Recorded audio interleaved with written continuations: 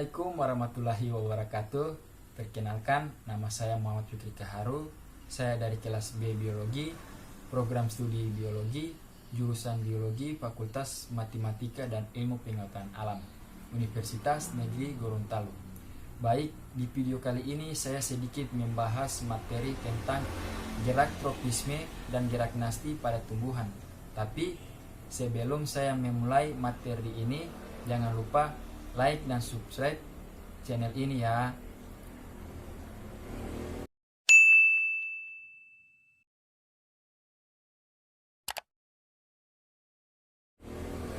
Baik, kita masuk pada materinya. Selamat menyaksikan.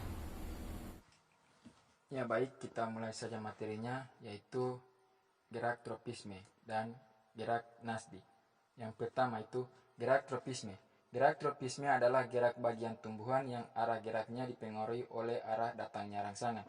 Tropisme berasal dari bahasa Yunani, yaitu trope, yang berarti membelok. Bila gerakannya mendekat arah rangsangan, disebut tropisme positif. Sedangkan jika gerakan responnya menjauh arah datangnya rangsangan, disebut tropisme negatif. Contoh, gerak batang tumbuhan ke arah cahaya, gerak akar tumbuhan ke pusat bumi, gerak akar menuju air, dan gerak membelitnya ujung batang atau sulur pada jenis tanaman bersulur. Ditinjau dari macam sumber rangsangan, tropisme dibedakan menjadi 7. Yang pertama, fototropisme.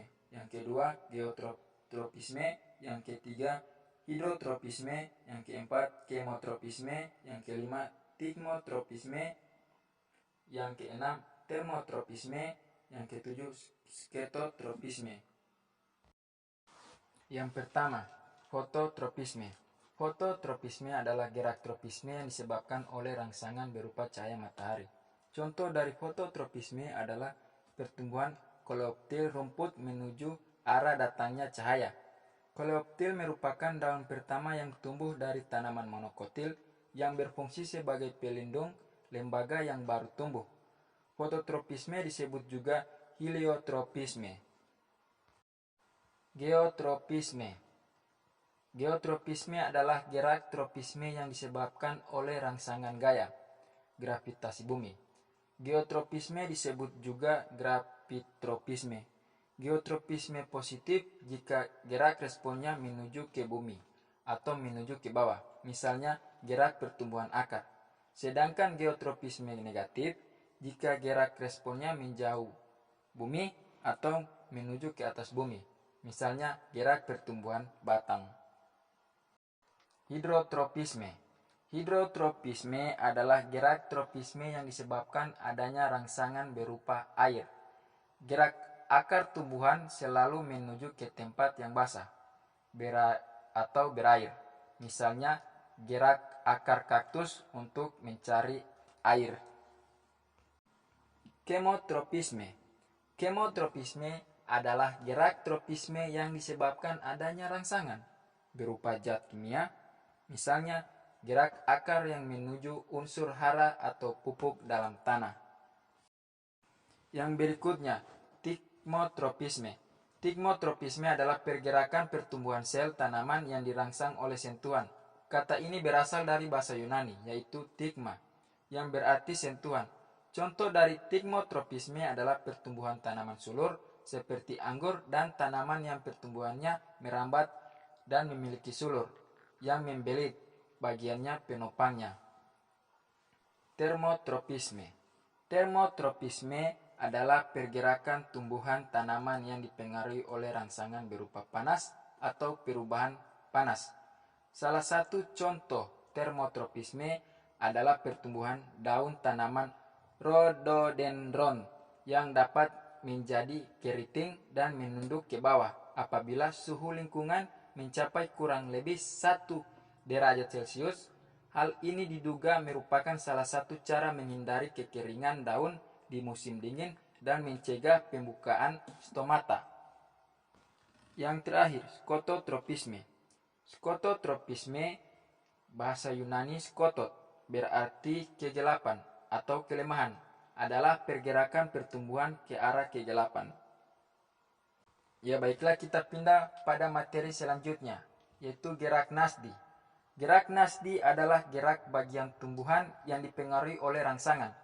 Namun, arahnya tidak dipengaruhi oleh arah datangnya rangsangan. Kata nasdi berasal dari bahasa Yunani, yaitu nastos, yang berarti dipaksa mendekat. Oleh karena itu, arah gerak dari bagian tubuh tumbuhan yang melakukan gerak nasdi ditentukan oleh tumbuhan itu sendiri. Contoh, menutupnya daun putri malu dan tumbuhan penus karena sentuhan. Menutupnya daun majemuk pada tanaman polong saat malam hari. Membuka dan menutupnya bunga pukul 4. Membuka serta menutupnya stomata. Ditinjau dari macam sumber rangsangan, gerak nasdi dibedakan menjadi 6. Yang pertama, fotonasdi. Yang kedua, niktinasdi. Yang ketiga, tigmonasdi. Yang keempat, termonasdi. Yang kelima, haptonasdi. Yang keenam, nasdi kompleks. Yang pertama, fotonasdi. Fotonasdi adalah gerak nasdi pada tumbuhan yang disebabkan oleh rangsangan cahaya matahari. Misalnya, bunga pukul 9 yang mekar sekitar pukul 9. Bunga pukul 4 Mirabilis jalapa yang akan mekar pada sore hari dan menutup esok paginya. Niktinasdi. Niktinasdi adalah gerak nasdi yang disebabkan oleh suasana gelap. Istilah niktinasdi berasal dari bahasa Yunani, yaitu nox, yang berarti malam. Umumnya daun-daun tumbuhan polong-polongan akan menutup pada waktu malam. Daun-daun tersebut akan membuka kembali pada pagi hari. Selain disebabkan oleh suasana gelap, gerak tidur daun-daun tersebut dapat terjadi akibat perubahan tekanan turgor di dalam persendian daun. Misalnya, gerak tidur daun pohon turi di malam hari yang mengatupnya daunnya saat hari mulai gelap.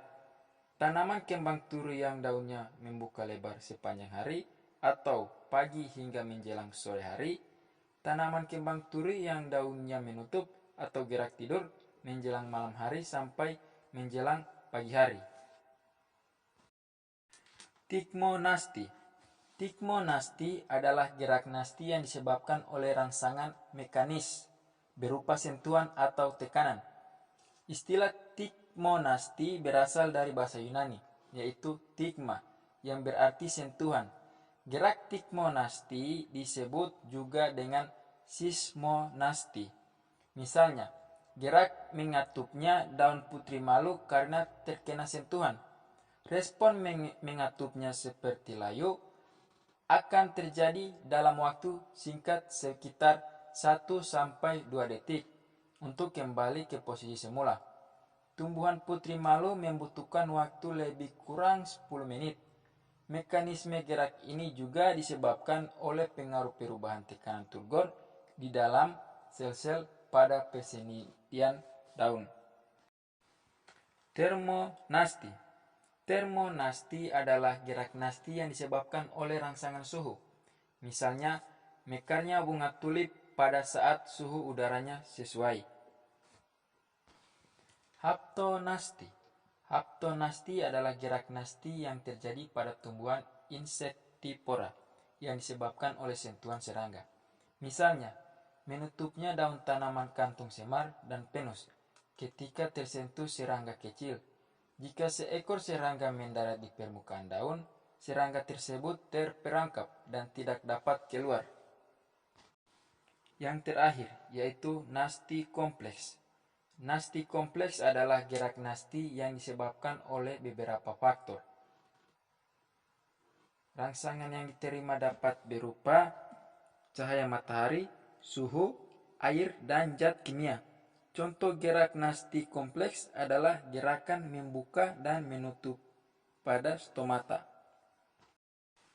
Ya baiklah, itulah materi sedikit dari saya. Semoga materi ini bisa bermanfaat untuk kita semua. Lebih dan kurangnya saya mohon maaf. Billahi taufiq wal hidayah. Wassalamualaikum warahmatullahi wabarakatuh.